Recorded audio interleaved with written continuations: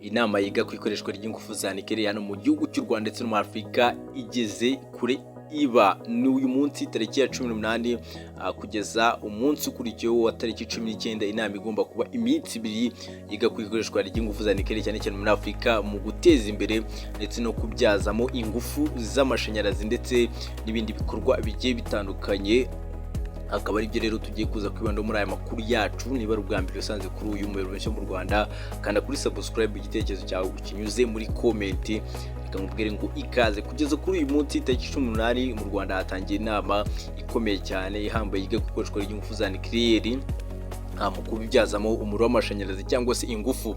Muri rusange ni abakuru b'ibihugu benshi bagomba kwitabira, ariko kugeza ubu ngubu amakuru ari nuko igihe ndetse n'umwaka cyamaze kumenyekana ni igihe izi ngufu za nikeli zaba zatangiye kubyazwamo umusaruro cyangwa se igihe bizaba byatangiye kubakwa. Ubwo ndavuga ibikorwa remezo n'inganda zizabyarizwamo izi ngufu za nikeli bimo amashanyarazi ndetse n'ingufu zigiye zitandukanye.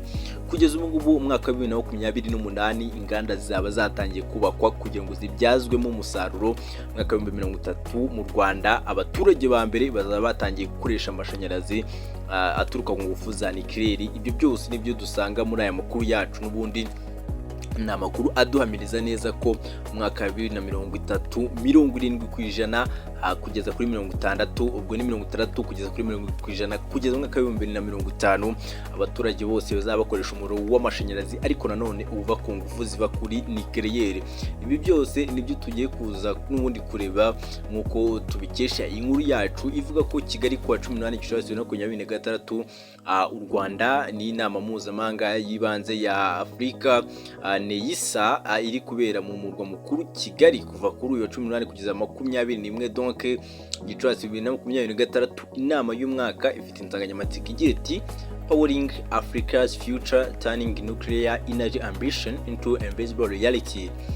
Gushyira imbaraga mu kubyaza umusaruro amahirwe ya nucleaire muri Afurika nk'uko byatangajwe n'abayobozi batandukanye ndetse n'abandi bitabiriye inama. U Rwanda rufite gahunda yo gutangira imirimo yo kubaka urugomero cyangwa se uruganda rw'ingufu za nucleaire bwa mbere mu mwaka cyangwa se mu myaka 2 iri imbere. Bivuzwe ko mu mwaka 2028 ubwubatsi ndetse no gutegura uruganda bizaba byigezwe kure kugira ngo habe hatangira gukoreshwa izi ngufu mu mwaka wa 2030, aho umuriro wa mbere uzaba watangiye gukoreshwa mu mwaka wa 2030. Rero ibijyanye n'uko u Rwanda ruri mu gihe cyiza ndetse rwamaze no guhabwa ububasha bwo kuba bwatangira kubaka izi nganda zibyaza ingufu za nikeli mbo ingufu z'amashanyarazi n'ibindi bigiye bitandukanye. Bakita IAEA International Atomic Energy Agency yavuze ko u Rwanda ruri ku rwego rw'ibikenewe kugira ngo rujye kuba rwatangira kubyaza nikeli mo inyungu zigiye zitandukanye cyangwa se amashanyarazi.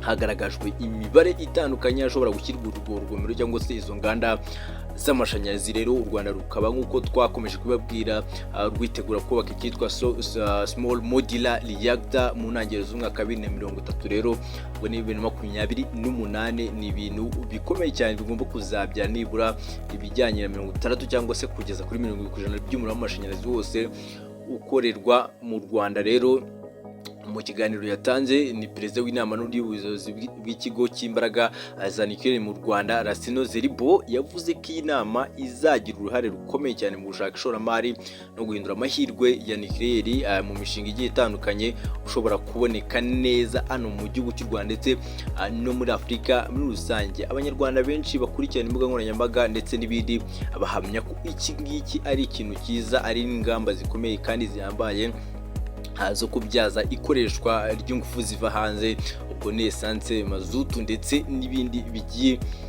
bitandukanye. Rero akaba iyi nama ya NEISA ari ukwihutisha ndetse n'umwanya wo guhuza abahanga n'abayobozi b'ibihugu by'ishoramari kugira ngo uyu mushinga w'ingufu za nucleaire mu Rwanda ndetse na Afurika muri rusange ugere ku rwego rwihuse kandi mu iterambere rihambaye. Nyemerera inkuru yanjye munyisoreje ahangaha, n'ubundi niba ari ubwa mbere wisanze kuri uyu muyoboro mu Rwanda, kandi kuri subscribe ukande kuri like n'igitekerezo cyawe ukinyuze muri comment. Reka nkubwire ngo ciao ciao.